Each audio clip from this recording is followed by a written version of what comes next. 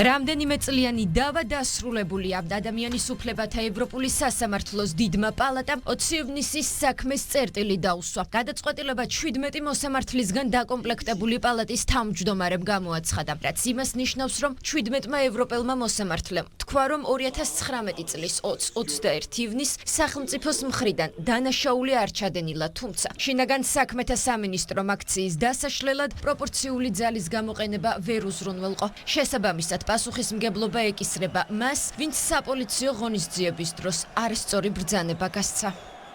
მართალია, რომ თავდაპირველად მშვიდობიანი დემონსტრაცია დემონსტრანტთა ერთ ნაწილსა და პოლიციას შორის ძალადობრივ დაპირისპირებაში გადაიზარდა. ასევე დაშვებულია, რომ არეულობის მასშტაბისა და ზოგიერთი დემონსტრანტის ძალადობრივი ქმედების ფონზე ინდივიდუალური ოფიცრების შესაძლოა გამართულნი იყვნენ, რომ დაძაბულობის პიკში გაისროლეს კინეტიკური იარაღით, რომ შეეჩერებინათ ძალადობრივი დემონსტრანტები და თავიდან აერიდებინათ საფრთხე, რომელიც გულწრფელად მიაჩნდათ, რომ ემუქრებოდათ მათ და გარშემომყოფებს. მხედველობაში მისაღებია სიტუაციის სერიოზულობა და პარლამენტის, როგორც დემოკრატიული საზოგადოების მთავარი ღირებულების ფუნქციონირების უზრუნველყოფა. ევროპელი მოსამართლეების მიერ ხაზგასმითაა აღნიშნული ისიც, რომ 20 ივნისის დემონსტრაციის დროს ესკალაცია და პარლამენტზე შტურმი ოპოზიციონერმა პოლიტიკოსებმა წაახალისეს. სახელმწიფოს კი ლეგიტიმური უფლება ჰქონდა სახელმწიფო ორგანოზე თავდასხმის აღსაკვეთად სპეციალური საშუალებები გამოეყენებინა, თუმცა შინაგან საქმეთა მაშინდელმა მინისტრმა გიორგი გახარიამ შესაბამისი სტანდარტების დაცვა ვერ შეძლო, რითაც ევროპული კონვენციის მესამე, მეათე და მე-11 მუხლები დაარღვია. ხელისუფლება რთული ამოცანის წინაშე იდგა, რომ შეენარჩუნებინათ საზოგადოებრივი წესრიგი მაშინ, როდესაც ზოგიერთმა დემონსტრანტმა პარლამენტის შენობაზე შტურმი სცადა. სასამართლომ განსაკუთრებით უნდა მიიღოს მხედველობაში ის ფაქტი, რომ დემონსტრაცია საქართველოს პარლამენტის შენობის გარშემო მოხდა და მოიცავდა დემონსტრანტთა ნაწილის მხრიდან პარლამენტზე შტურმის მცდელობას. ხაზგასმულია, რომ ეს შორდება დემოკრატიაში პარლამენტის ეფექტიანი ფუნქციონირების ფუნდამენტურ ინტერესს. დიდი პალატა აღიარებს, რომ დაძაბულობის და ხალხმრავლობის წინახაზე მყოფთა დაჟინებული და ძალადობრივი ქმედებების ვითარებაში შესაძლოა გამართულად ჩაითვალოს დემონსტრაციის დარბევა, მით უმეტეს როცა ეს ხდებოდა პარლამენტის შენობის წინ, თუმცა გაუმართლებელია დარბევის ფორმა.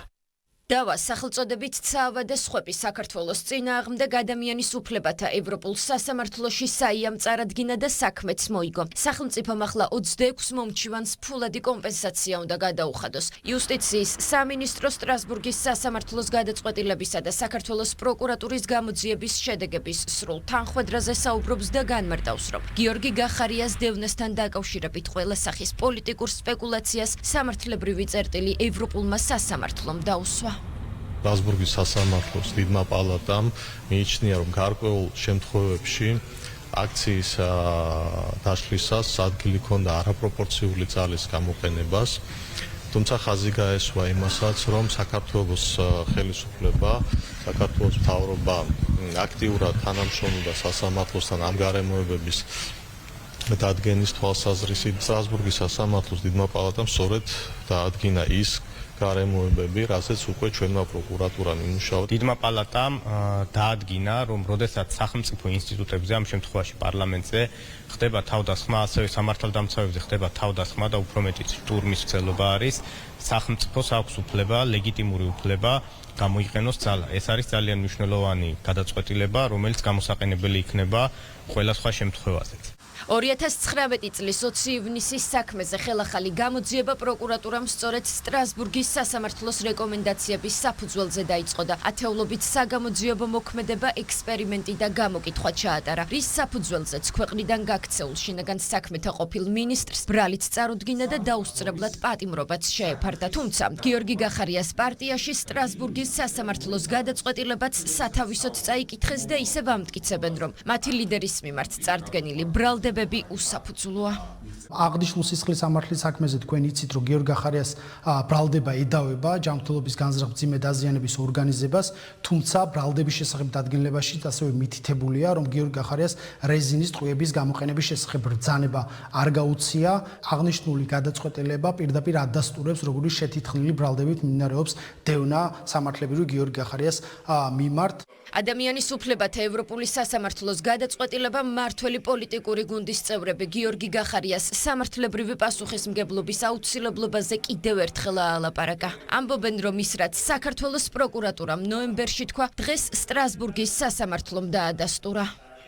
საუბარი არის სახელმწიფოს ქმედებებთან დაკავშირებით, რაც დაუპირისპირდა, ასე ვთქვათ, სამართლსაწინააღმდეგო აქტს, რა ნაწილშიდაც სახელმწიფო რეალურად გამართლებულია და ნათქვამია, რომ ეს იყო მართლზომიერი ძალის გამოყენება, დადასტურება ხელისუფლების ნაბიჯებისა ის გადაწყვეტილება, რომელიც სტრასბურგის მიერ იქნა მიღებული. სტრასბურგის სასამართლომ კიდევ ერთხელ დაადასტურა, რომ 19 ივნის იმართებოდა ძალადობრივი აქცია, სადაც პირდაპირ შტორმი მიმდინარეობდა პარლამენტის შენობაზე. დაადგინა ასევე დარღვევა, რომ არ არის გამოძიებული, დროულად გამოძიებული და შესაბამისი პირები არ არიან პასუხისმგებაში მიცემულები, ვისი გამოისობითაც ადამიანების სიცოცხლეს და ჯანმრთელობას საფრთხე შეექმნათ. ვისაც ჩადენილი აქვს რამე დანაშაული, გადაცდომა ბუნებრივია დაუსჯელი და რეაგირების გარეშე არ დარჩება და ამის მაგალითს ჩვენ ვაძლევთ.